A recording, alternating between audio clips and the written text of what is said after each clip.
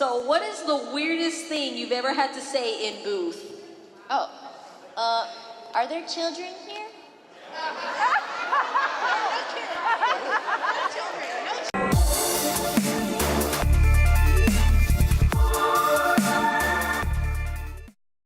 Así que vamos entonces a Bueno, comenzar. un aplauso bien boricua para Tara.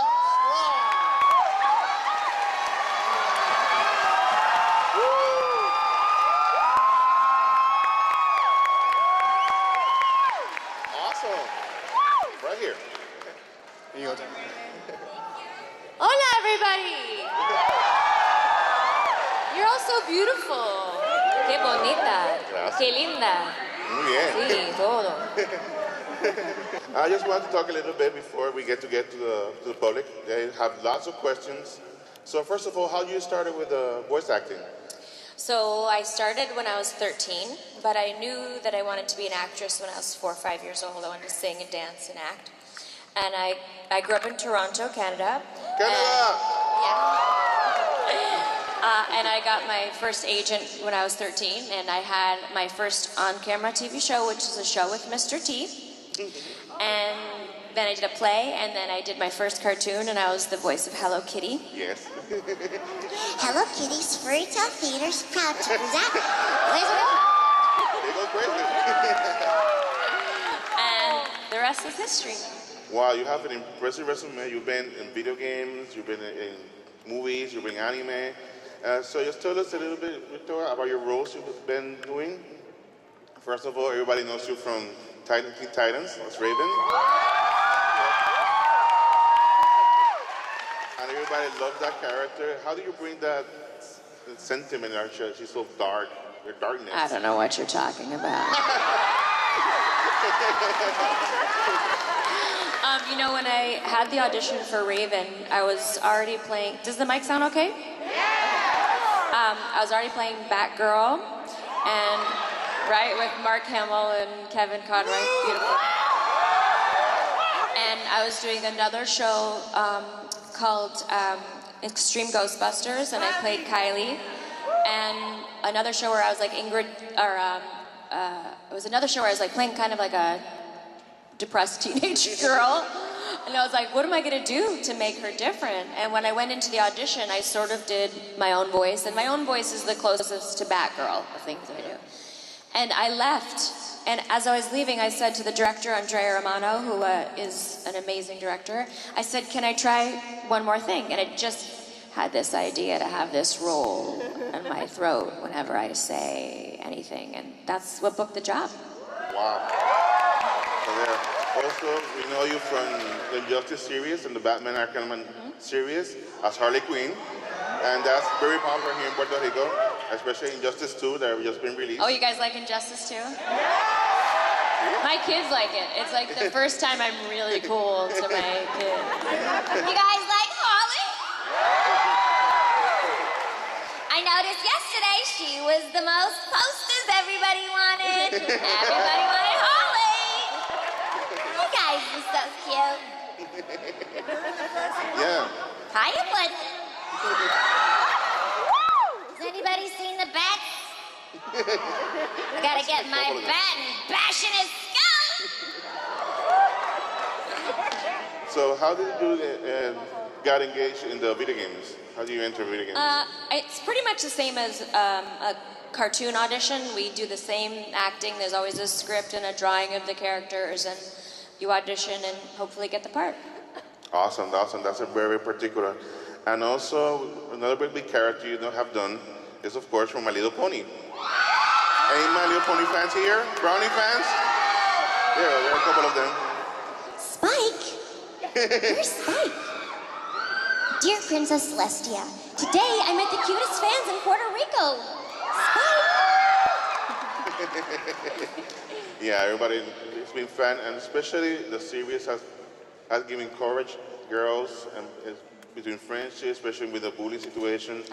And it's been very special. I have my own daughter, loves her, My Little Pony. And I want to give us a little feedback of that character and how everybody has been related to that series. Well, you know, I first found out about the show from Lauren Faust, who created this version, and I worked with her on Powerpuff Girls, and I'm just as tough as Blossom and Buttercup. I'm hardcore. and she said, would you help me with this pilot presentation? So she came to my house and she showed me drawings of Equestria and all the ponies. It was so beautiful, and I said, sure. And we just went into my home studio, and she thought in her head I'd probably be Pinkie Pie, because she was kind of like Bubbles. And then she said as soon as she heard me do Twilight, she knew that I was going to be Twilight. And she created that whole world from when she was a little girl playing with ponies. So this whole beautiful world came from her beautiful mind, and then I got to go along for the beautiful ride. And now the movie's coming to theaters Yeah. in October. And it has a big cast from stars. Even Sia's going to be there. Yeah. So how do you feel about it being the big screen? Oh my gosh, I'm really excited. Yeah, and it's a big story. We're getting sea ponies. Yeah, the toys are so cute. The sea pony toys are so cute. Yeah. Oh, well. Si quieren comenzar la fila de que van a hacer las preguntas. Everybody get around. As you can see, there are a lot of fans here. They've been waiting for a while. And then from there on, we can go out and keep talking. So where have you gone here in Puerto Rico? Nowhere. Nowhere. We walked to the beach yesterday. I wish I had more time. But I gotta be with these cuties. Yeah. That's what I'm here for. Yeah. I can come back. Yes. You're always welcome to Puerto Rico. Thank you. Okay. And before we get to the question material, I want to ask you also from one of my personal favorite video games is Lollipop Chainsaw. That's a real insane game. I don't think your kids are ready for it. And from the minds of Suda, also from James Gunn, who is the creator of making I know, did you see I Guardians. tweeted him online. I said, hey, are we ready for a Lollipop 2? And James Gunn tweeted, he's like, let's go for a Lollipop 2. Awesome. So how can you tell us a little bit about that character? How was it? Oh my gosh, it was so much fun. Like, at first I'm like, what? She carries around her boyfriend's head on her butt? Like, I was like, what's happening? It was such a funny script, and she's like, oh, I'm worried about my butt. My boyfriend thinks it's too big, and there's like weird stuff. Have you seen the videos where they put Twilight animation with Lollipop Chainsaw? Yeah. They're awesome. It's so funny, and the art is so beautiful. Lollipop Chainsaw, Yeah. beautiful. Maybe I should cosplay her next. That's a great idea. Okay, so let's begin with the questions over here. Hello, Tara Strong. We're going to Puerto Rico Comic Con. Thank you. Okay, so my question is very simple. What is your role that you wish you wanted to voice, like your personal dream role? Well, a real big dream came true when I got to play the mermaid's daughter in Mermaid 2, Return to the Sea. Because when I was little, I loved it so much. So when I first moved to LA, I had the audition, and I got to sing in the studio with Jodie Benson. So yeah, I could have died happy after that. Oh, was that me or him? I'm not touching anything. So that was probably my dream come true job. But if I could have booked any role, it would have been nice to be on The Simpsons, because they get paid a lot of money. Well, thank you very much. Thank you. Shorty here. Hi, Tara. So I know that you're voicing and producing a new show called Foul America with Greg Sides. Oh, yeah. Uh-huh. So what are you guys are hoping to achieve with this series? Well, first of all, I think the most important thing to accomplish is to make people laugh when times are crazy. Like, to me, it's so crazy. Also, my whole life I've fought against bullying. My mom was heavy and my sister was different, and people would bully them, and my mom would cry when people would make fun of them, and I'd hold her hand and tell her how beautiful she was. And I just really hate bullying. So to me, I was never really political before, but Trump is such a bully that no matter what he does,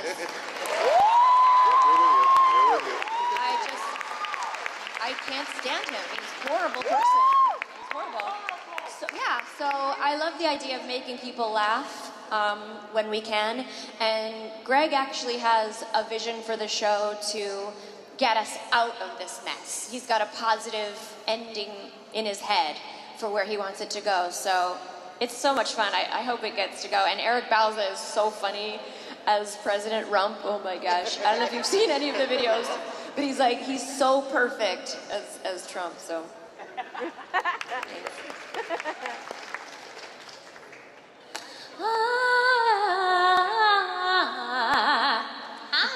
Hi. Well, I have one question. Yes. What would happen if you put Melody, Princess Clara, and Twilight in the same room? Wow. I don't even think they speak the same language, those three. Wow. Twilight, Melody, and Clara. See, Twilight and Melody would get along. I think Clara would probably say something very inappropriate to the children. Especially two. Yeah. If Toot was there, that'd be even worse. It'd be interesting.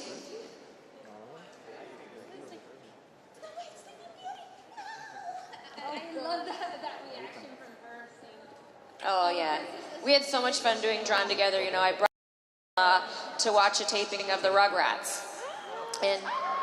And she and I just sort of met early on, and she was so impressed with everybody and how cool it was. And then I had to go to Drawn Together. So I said to her, just so you know, this isn't the Rugrats. This is a totally different kind of show. So, but it was fun. Thank you so much. Thank you. See, wasn't me. Hello, Tara Strong. Hi there. Wow. I cannot believe I'm standing in the presence of greatness. Thank you. Okay, so I have two things. One question and a very special message. My question is, what would you recommend to an aspiring voice actor? Because that's the profession I want to pursue as well.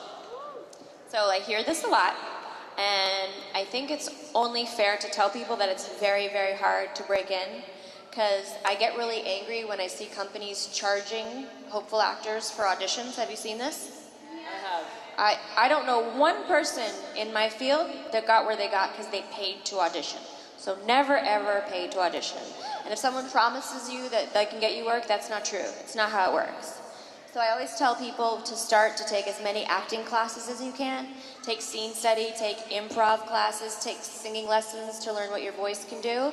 And then after that, try and take a voiceover class if there's one near you that has a microphone so you can get the experience. And then you can make a demo tape with somebody really good. And a good way to see what's current, what new demo tapes should sound like, if you go on to like the top, let's say 3 or 4 agencies in Los Angeles for voiceover, they have lists of demos of their actors. So listen to those and make sure that whatever you're paying for is going to sound as good as that. And then submit that to your local agents. And then, good luck. Yes, good luck. On behalf of all the people of Puerto Rico, thank you for gracing us with your presence, dear Harley. You're welcome, Puddin'.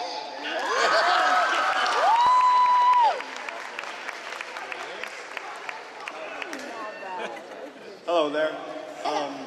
So my question is, how did it feel being part of the revival of one of the greatest cartoons of all time, Samurai Jack, as the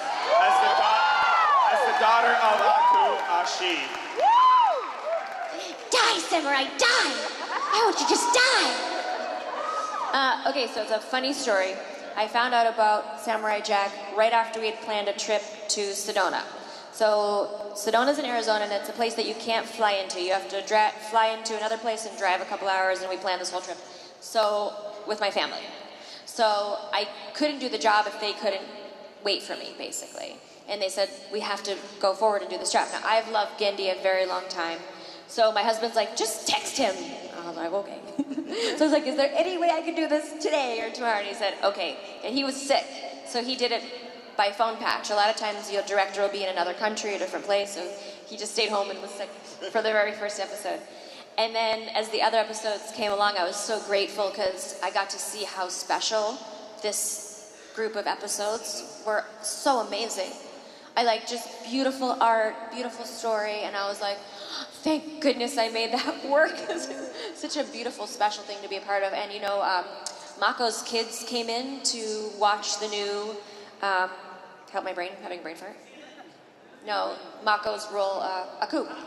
Yeah, so they were watching him do a coup, and they were crying, and they said, it's like my dad's in the room. So it was really nice. Yeah. Good question. Yeah, I love Samurai Jack. Sup, Sarah? Tara, I'm sorry.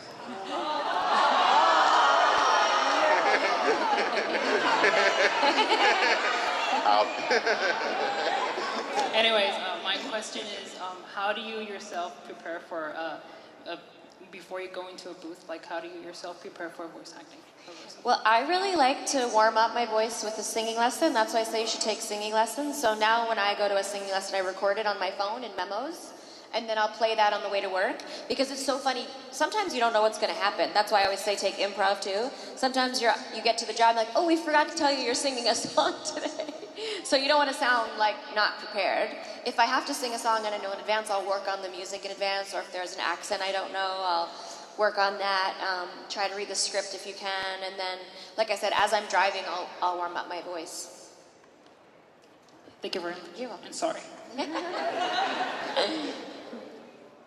Hi, Tara. Hi. How has social media and in the internet changed or influenced your career now that so many people know who you are? What do you look like? What have you worked on, your past work and your resume? How has it changed or influenced your current career right now? Well, I'm so grateful for social media and all you guys and the support and the love that fans give. And I love being on social media and interacting with the fans, because it's a way to give back to them. And I think my predecessors, people that worked on the Flintstones, like Jetsons, I don't think they knew how loved they were. And I'm sure you could say to Mel Blanc, thank you for my childhood, you know, like who didn't love Bugs Bunny? But, right. So I'm very grateful that now people have access to let us know how they feel. And a lot of times, too, the studio heads don't realize how important the voices are to the fans. Like the fans will say, no, we want Tara to be Harley. You know? And it's true, like the fans are very loyal, and so for that I'm very grateful. And also on my social media, I use it for a lot of charity work. I've raised $300,000 for kids with cancer. On Twitter. And I've raised, my fans, the pony fans raised $40,000 for a zoo in California that's only rescue. So if some dum-dum buys a monkey and doesn't know what to do with it, or there's an injured animal, they're all rescue, and they didn't have a vet clinic, so my fans paid for the vet clinic. And you know, when you have 300,000 fans, everybody gives $1, and a lot of times it'll be someone coming to me that says, my daughter's sick. So this weekend at my booth, we have little star markers and stuff. So 100% of those proceeds go to a 3-year-old we met at another con who's cancer.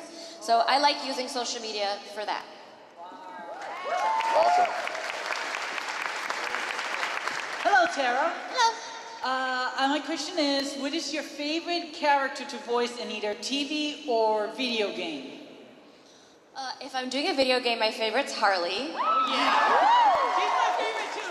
And by the way, when you're doing a TV series, it's very often a full cast. So we get to play off each other. So if someone says, let's get out of here, and you go, I don't want to, you can copy like how they said it.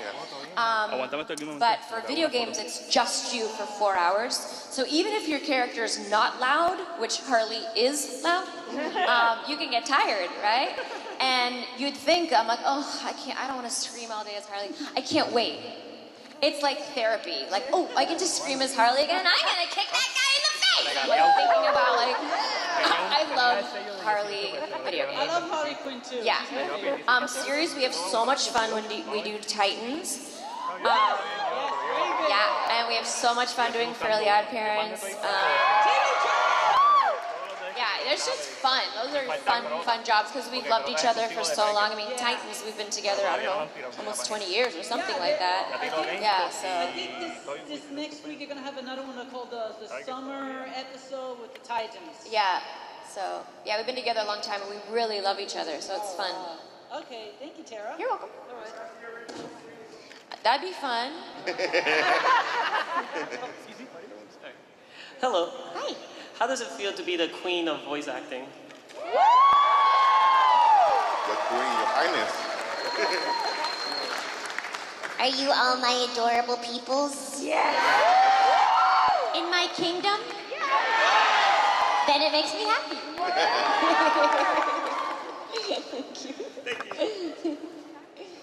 Hello, Tara. Hi. Well, this is a question I ask every voice actor I've met. So, what is the weirdest thing you've ever had to say in booth? Oh, are there children here?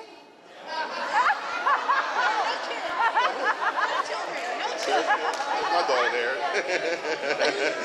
Okay, it's not that bad. It's just weird. So I was doing a video game called Tekkaman Blade, and the girls are like these beautiful Asian goddesses. I don't know, they're just gorgeous girls. And the translation was really strange. Like, some things in Japanese doesn't sound normal in English. And there was a scene where my character, like, the animation was like this. About the party in your pants? I can't come. I'm sorry.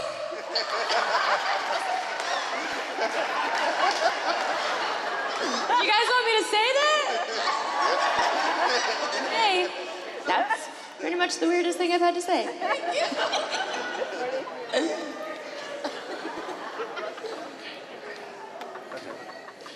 Hello, Tara. Welcome to Puerto Rico. Thank you, Daddy.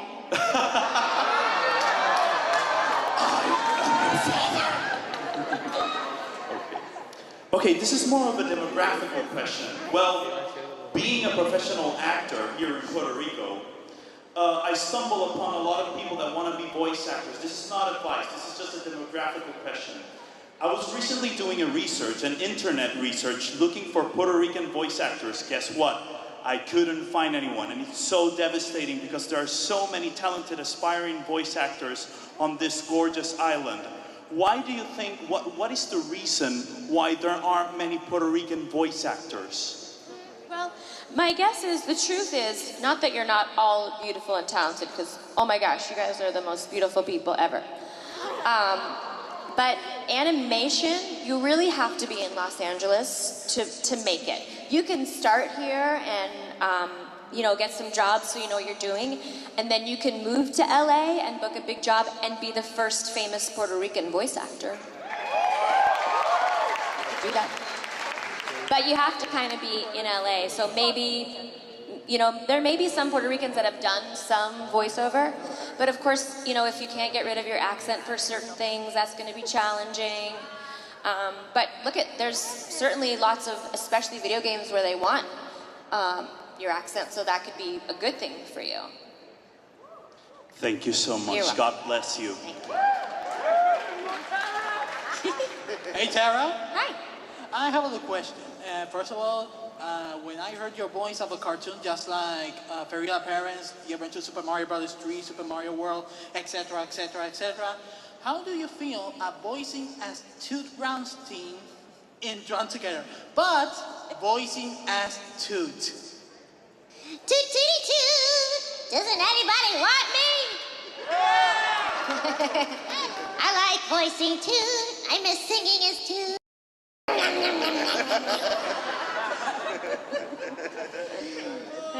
That was fun. I missed that show. I love to. Yeah, and I did that show with Cree Summer, and she was Foxy Love. And my very first cartoon, she was in Hello Kitty with me. She was the bad cat, and she also grew up in Toronto. That's very nice. Hello, Tara. Good to see you again. I asked this question a lot to other voice actors too. I need you to think of 2 characters you've portrayed over the years. If you had the ability to bring 2 of these characters into real life so they could be your best friends and hang out and stuff, who would they be and why? That's a crazy question.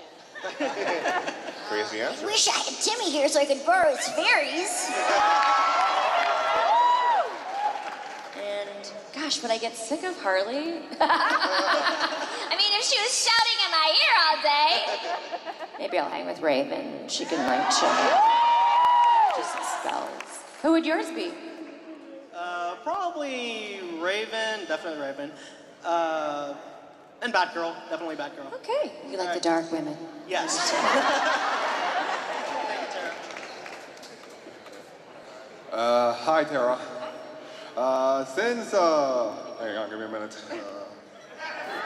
Last week was the Samurai Jack finale. What are your thoughts on your character's death? Oh, it's so sad, right? Spoilers. Nobody listen, it's not true. She's alive and well. I will say that the fans online have been really, really cute. Nobody be mad at him. It's all online.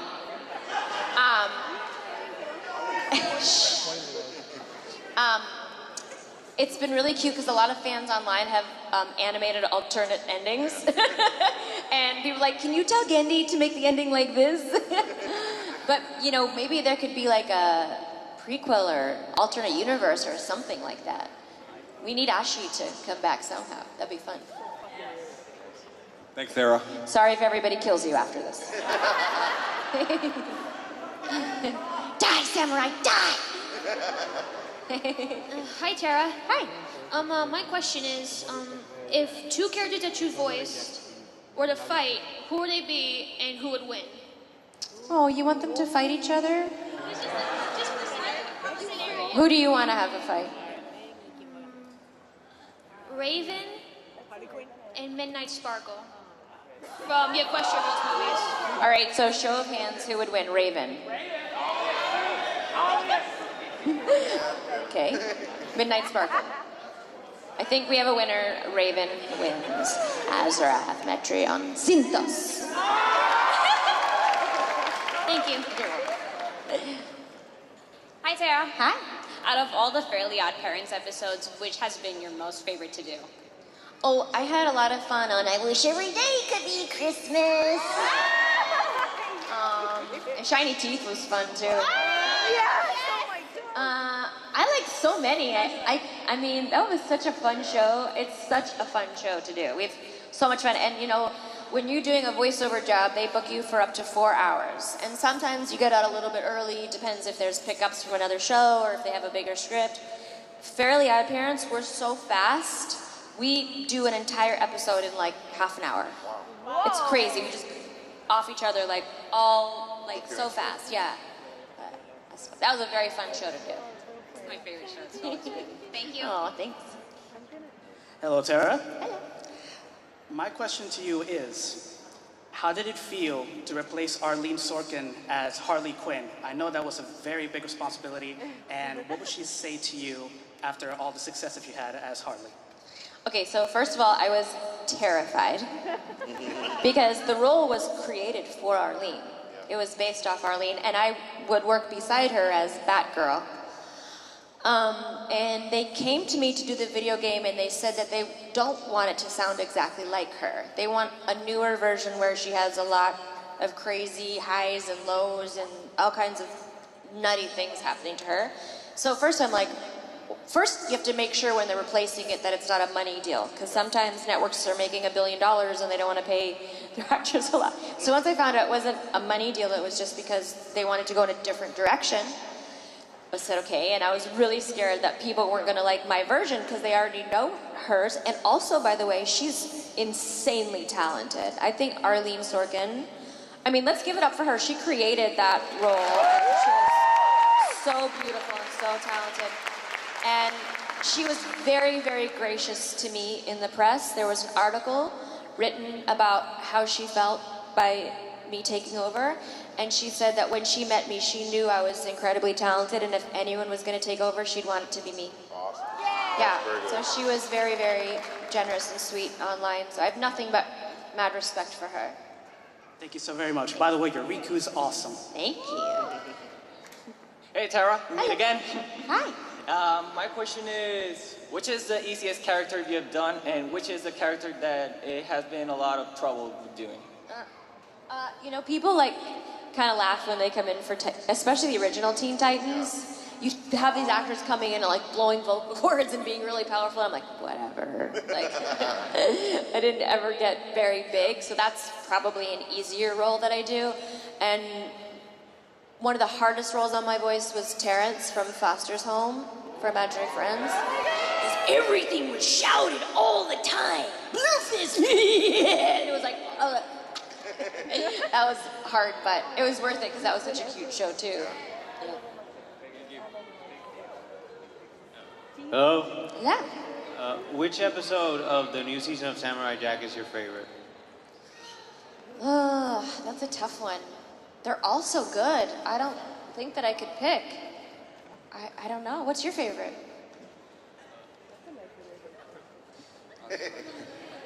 I would have to say the last one because I grew up with the show, so seeing the culmination of the story really was kind of like... Yeah, I thought the first and the last were both really magical. I mean, the whole thing was, it's hard to pick, but yeah. Thank you. I like when he gets all shy around Ashi.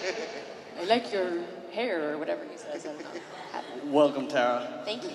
I wanted to ask, and I really am a big fan of your work in Justice too. I just recently saw on YouTube they making this new Harley movie with Batman animated, and noticed that your voice wasn't Harley's voice. Is there anything going on there, or they're gonna switch out later? Oh, for a different show? Yeah, it's called Batman and Harley. Okay, see, this is what I'm talking about. The fans know best, right? We hate it when someone else does our voice. We're never mad at the other actor because it's not the actor's decision. It's the studio saying, oh, maybe we'll change it or do this, or maybe we'll do that. And the fans know and love their characters. I think the best studio is Disney. Like, once you're Mickey for everything. All the movies, all the TV shows, everything. Once you're any of those main characters, you do everything. But some of the other networks just mix it up sometimes. And for a voice actor, it's never because of money. Like, most voice actors start a new show at scale. Scale is the base rate. Nobody says, I'm not gonna do that show unless you give me $10,000. That's not how voice actors are. They're always like, okay, I'll do that for scale. So whenever we're replaced, we get kind of sad. There's been some that were more hurtful than others. That one made me really sad. Hopefully things will change. Thanks for the question. Hi, Tara. Hi. It's an honor to actually meet you in person. Thank you. My question is, on your entire field of voice acting, has there ever been a role that you've regretted your whole life? Regretted? No, I don't think so. I don't think so. Everything I do is just amazing. Yeah, I mean, I've got so lucky with all the jobs I've booked. Like Batgirl, Harley, Powerpuff Girls, Raven, like, wow. I was born under a horseshoe or something. I don't know. Well, thank you, Harley. And You're welcome to Puerto Rico. Hello. Hello. My question is that between the original Teen Titans and Teen Titans Go, were you nervous that they switched art style instead of the anime style from the original? Yeah, well, I was also a fan of the show, and I wanted to know what was going to happen in season 6, and Trigon and Slade. Like, I was like, what's... Because they ended the show at such a huge, like, story. But what do you mean there's not going to be another season? So I was really upset, too. And then we went a long time without doing the show, and then we found out we got a pickup. I was so happy. And then I get to the studio, and I see these, like, chibi things. I'm like... I was like, oh, my God, are the fans going to be pissed off? Like, I was like... And I was really worried. But I will say this, like I said in the last question, I'm really grateful that they kept us all together. Yeah. It's the original cast. And it's nice that we can do something funny and something serious, and I hope they bring back season 6. We actually have so much fun doing Teen Titans Go. We laugh the entire time. And I said, I don't care if they do Teen Titans on Ice, I'll be in the show, right? I'll always do it, but hopefully they'll still do a season 6 version too, that'd be great. Did you see the episode where they made fun of all the fans that want to see season 6? And they put the ponies in for me. They did that for me. That was fun. They did that for you guys. Why, thank you, and welcome to Puerto Rico. Thank you. Good afternoon, Hello. Tara. First of all, I've been Brownie for 5 years. Nice. And I remember back in 2015, I heard a new promo that is coming soon this year, My Little Pony Equestria Girls 3D version. Are you guys still working on it, or are they done already? They said it was going to be 3D? Yes. You know, I don't know, but I do work on Equestria Girls all the time. I just did a couple last week, so I don't know if there's plans to make one 3D. I didn't hear that, but if you did, you're probably right. But we don't do anything different when we're doing the 3D, so I wouldn't know unless they told me. I don't know. I'm sorry, I don't know. It's okay. Thank you. Thanks. Hey Tara, good afternoon. Before I ask my question, a friend of mine from the audience just texted me and said if you could do the voice for Truffles from Chowder. Honey, we got an order. Chowder, do you have gum? Thank you, Tara. My question is, what has been one of the most memorable, or the most memorable, experience that you've had in your career up till now?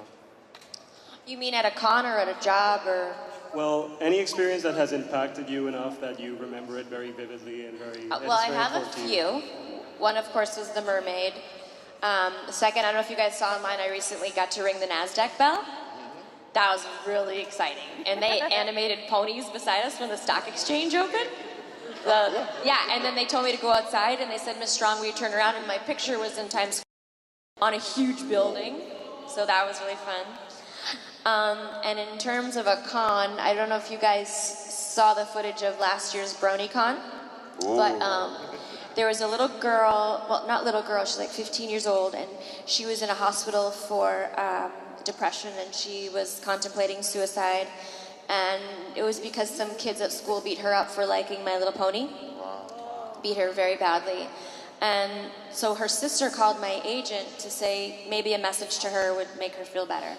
So I friended her on Facebook and Twitter, and I sent her a little recording in my studio to say that bullies are dumb or whatever, and Just know that Twilight's always your friend, and those people are going to be nothing while you're a big studio head one day, so just ignore them. whatever I said. And so apparently that made her very happy. And then 3 months later, I checked on her again, and her sister said she's not doing very well. I don't know if there's any ideas you have, and I said, bring her to BronyCon, because then she'll be with her people, right? Because bullies can't survive if you're standing beside people, right? So the sister said, well, I don't know if we can afford it. They live in Brussels. The hospital wouldn't release without her mother, and Emma didn't want to go without her sister. So I told her to do a GoFundMe campaign, and my fans raised $3,000 in 3 days for her.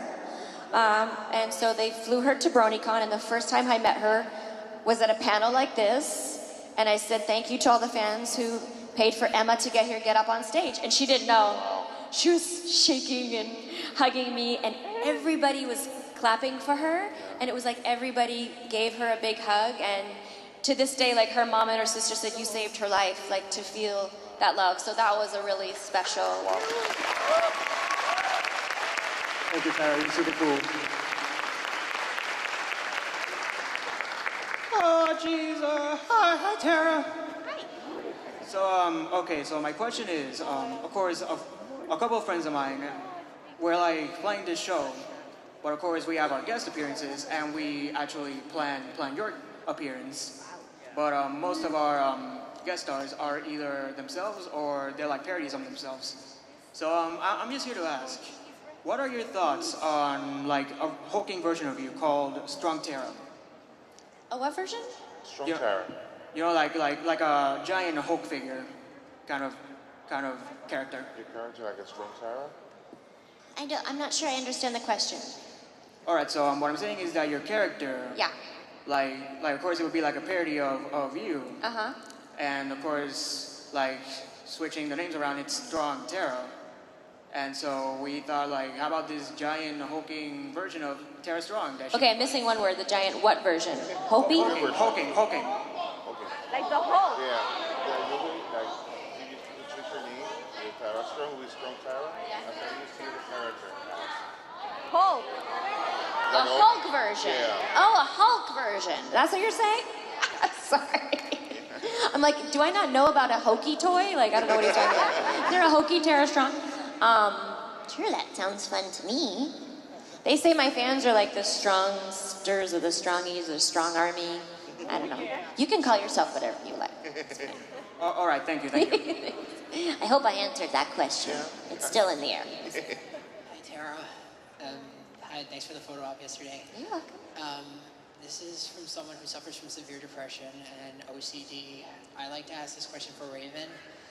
How do you handle depression, rejection, and OCD, ADHD, so many defects, and how do you keep control from people shunning you and insulting you because you're into cosplay or you're into Tim Burton and you're just like being weird and you behave in such a way that normal people wouldn't see, and if they look at you and they see you as this freak and push people away? I'd like to ask Raven, for she was the one who has helped me control myself more than my medication. How do I stay strong and not break down? So you want me to answer that as Raven? Okay, first of all, what's normal?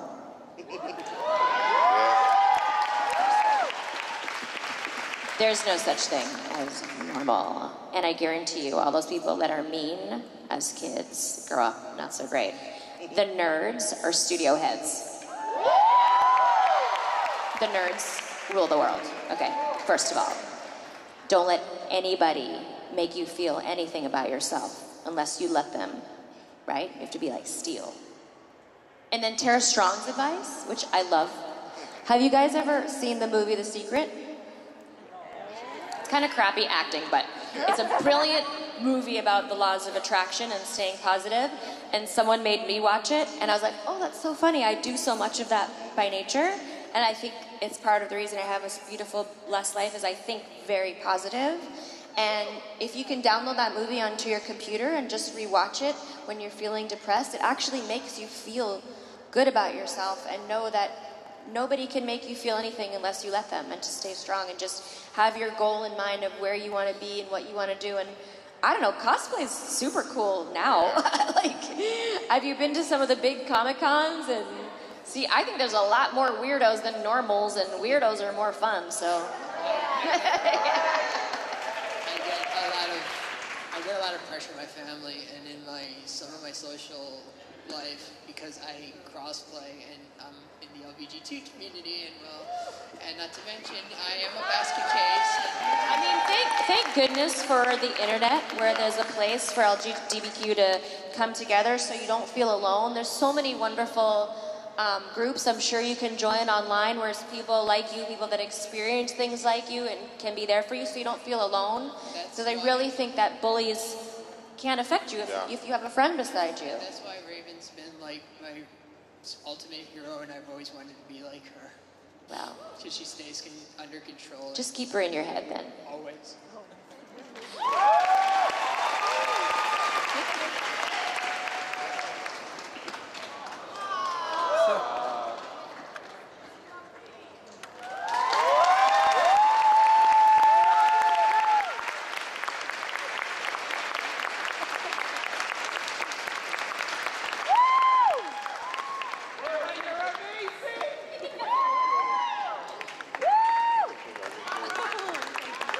Hello, Turner.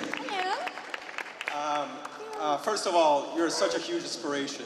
And I think I can speak for all of us when I say thank you for all you've done. My question, well, not question, it's like, whatever, I messed up, sorry. What makes you keep going? What keeps that motor of yours running every time you get up and you have to do something? Because, well, I'm not sure if you completely know the impact that you have on us. You're such a, wow, like I said, inspiration to me and to so many people. So yeah, what keeps you going day after day? What keeps that motor running? Well, you know, like I said, I knew when I was 5 years old this is what I wanted to be, and I think in your life, if you have a career where you're doing something you love, then it doesn't feel like work. And I know I'm very lucky because there's millions of talented people that never get a break. But I really love what I do. Like, I'm not just going in and going, oh, I have to do Fairly Odd Parents again. We have so much fun, so I'm very grateful, and I think when you're grateful, you bring more good things to you, and I'm just happy every day. I really, really love what I do, and when I'm doing a video game that's hard, I think of you guys. I think, okay, there's like 800 lines here. Yeah.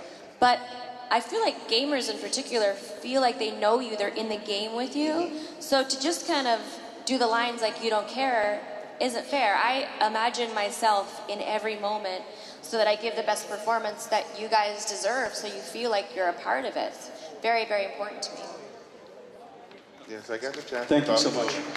to Tony Tallarico, and he told me that the main difference between a movie and a video game is that in a video game, the person, the player, is himself on the screen, and that's why they're so related to the character. That's why they support a Harley for that. Yeah. Próxima pregunta. How are you doing, Tara? You're doing good? Excellent. Well, I wanted to ask you this, but before I want to ask you the question, I mean, I always wanted to be a voice actor like you and Steve Blum and any other people around here, and I wanted to show your voice in front of the public.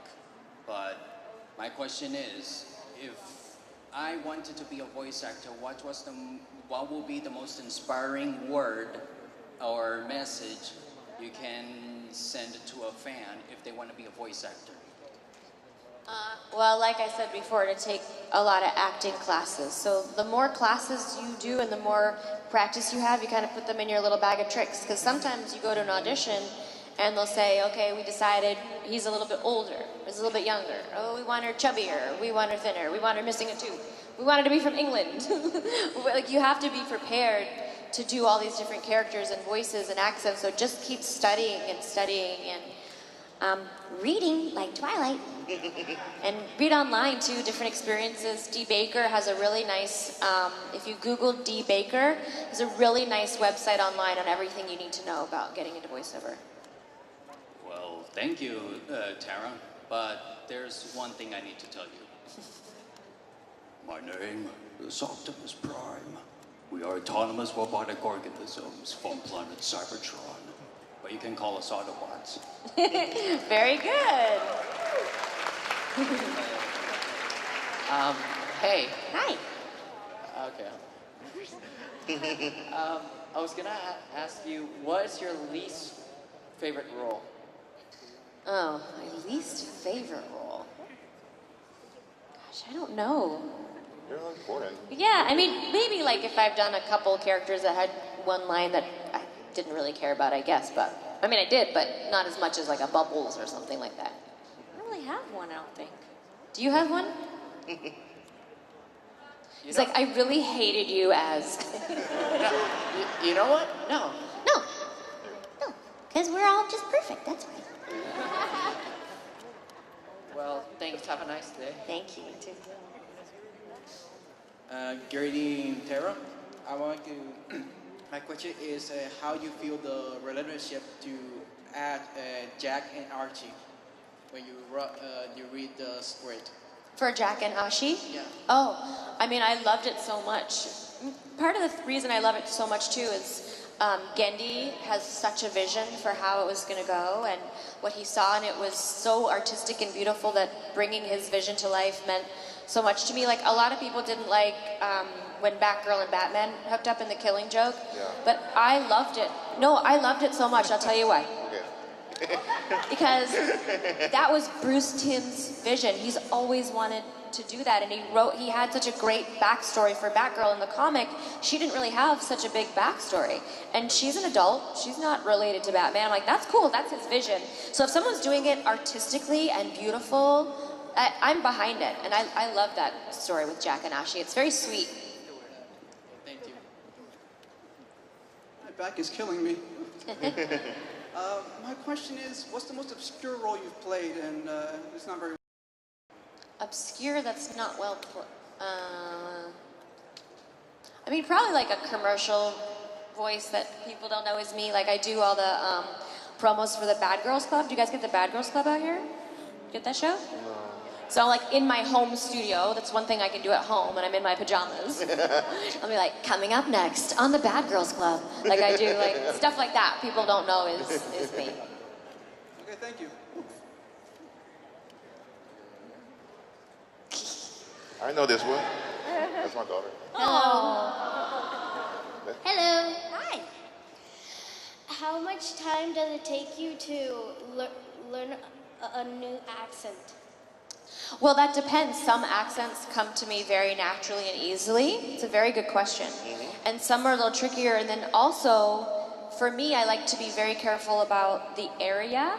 Like if someone just says you're from England, you could have 100 different accents. Yeah. So if they say like a city, and it's like not online or not where I can find it, I'll call that city. Like, you know, I had to read something like a Worcester accent. I'm like, I don't know what that is. So I called like their Baskin Robbins because I figured I'd get a local and asked them to do the lines for me. And they're like, am I going to be on CV? And I'm like, no, I'm just copying you. So sometimes it's quick and sometimes it takes practice. Like for me, one of the hardest ones is Cajun.